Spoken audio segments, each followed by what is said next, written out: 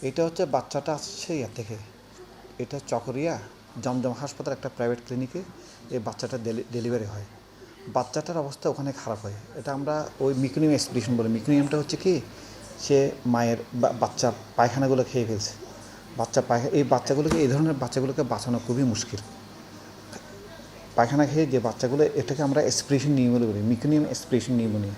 Pneumonia নিয়ে বাচ্চাটা কিন্তু ভর্তি হয়েছে, ডায়াগনোসিসে লেখা আছে মিকুনিয়াম এক্সপ্রেশন নিউমোনিয়া। তো এখানে যখন বাচ্চাটা আছে তখনও খারাপ অবস্থা ছিল। 9 তারিখ ভর্তি হয় আমাদের এখানে, মারা গেছে গতকাল 15 তারিখ। তো বাচ্চাটা যখন এখানে আসে, এখানে প্রফেসর শাহিন আছে। তো ওনাকে আমি ফোন করছি মেসেজটা পাওয়ার পরে। তো বাচ্চা স্যার যখনই আসে তখন খারাপ অবস্থা ছিল। বাচ্চার বাবা মা দুজনকে আমরা কাউন্সেলিং করছি। কাউন্সেলিং করে তাদেরকে বোঝানো যে বাচ্চার অবস্থা খুবই খারাপ। তো ওরা ওদের প্রোটোকল অনুযায়ী নিউমোনিয়া লাইনে যে ট্রিটমেন্ট দেওয়া সব দিছে, অক্সিজেন টক্সিজেন সব কিছু, ইঞ্জেকশন, এমন ইঞ্জেকশন দিয়েছে এগুলো নর্মালি যখন বাচ্চা খুবই খারাপ হয়ে যায়, ভিটামিন, তারপর হচ্ছে বিভিন্ন ওগুলো সব দিছে ওরা। মানে বাচ্চা খারাপ হলে এগুলো দেয়, নর্মালি এগুলো বাচ্চাদেরকে দেওয়া হয় না। উৎসবের খুশি হবে নগদে বেশি, কারণ ঘন্টায় ঘন্টায় আছে গিফট জেতার সুযোগ।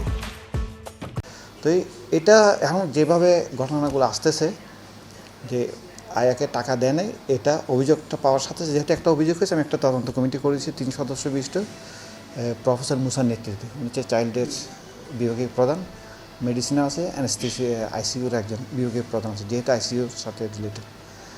তো এটা যেটা অভিযোগ পাওয়া গেছে কি আয়াকে টাকা দেয় নাই, সে অক্সিজেন লাইন। তা আমি এটা সত্যতা যাচাই করার জন্য তদন্ত কমিটি করছি, এবং আজকে সকালের 9টা থেকে 10টা পর্যন্ত আমি ইয়াতে ছিলাম, এই নিউনেটাল আইসিইউতে। অক্সিজেন লাইনটা অফ করছে কিনা, ওখানে অক্সিজেন লাইন বন্ধ করার কোনো ইয়ে নেই, ওটা সেন্ট্রালি কন্ট্রোল করা হয়। এতগুলো বাচ্চা, আর এখানে একটা জিনিস কি, এই যে মা ও শিশু বিভিন্ন জায়গায়, কোনো বাচ্চা খারাপ হলে সবগুলো পাঠিয়ে দেয় কোথায়, চট্টগ্রাম মেডিকেল কলেজ হাসপাতালে। আর এখানে আরেকটা জিনিস কি, Dhaka medical college, Salimullah medical college, এই যে নিউনেটাল আইসিইউ যেগুলা, এখানে কিন্তু বাচ্চা রাখার নিয়ম হচ্ছে একটা বেডে একটা বাচ্চা। কিন্তু আমরা এখানে রোগীদের স্বার্থে বাচ্চাগুলো রাস্তা রাস্তায় ঘুরবে, বাবা মাগুলো রাস্তা রাস্তায় ঘুরবে। আইসিইউ আপনারা জানেন খুবই এক্সপেন্সিভ একটা খুবই এক্সপেন্সিভ।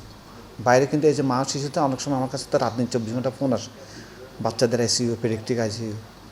তো ওখানে এক রাত থাকলে প্রায় 20-30 হাজার টাকা চলে যায়।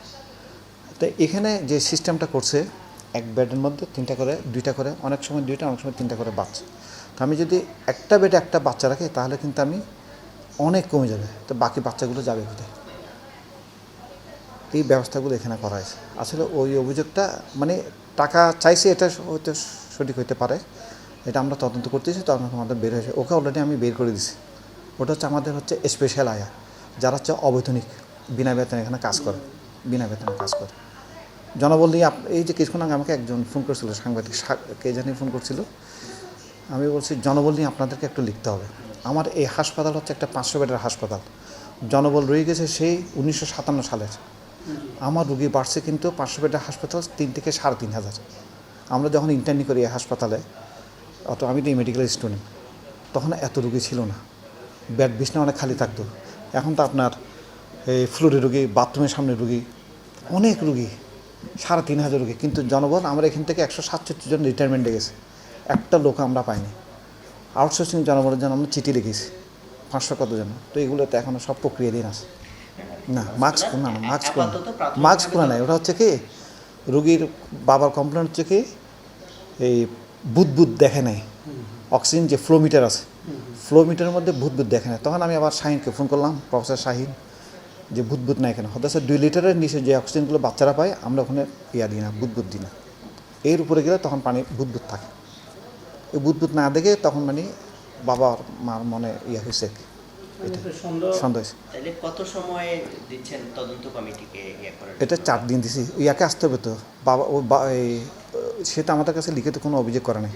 আমি তদন্ত কমিটিতে গঠন করছি বিভিন্ন জায়গা থেকে যে ইনফরমেশনগুলো পাইছি, এটার উপর ভিত্তি করে বাবাকে আসতে হবে। তারপরে আমরা আয়াটাকে আটকা রাখছি তদন্তের স্বার্থে, আমি ওটাকে বের করে দিছি।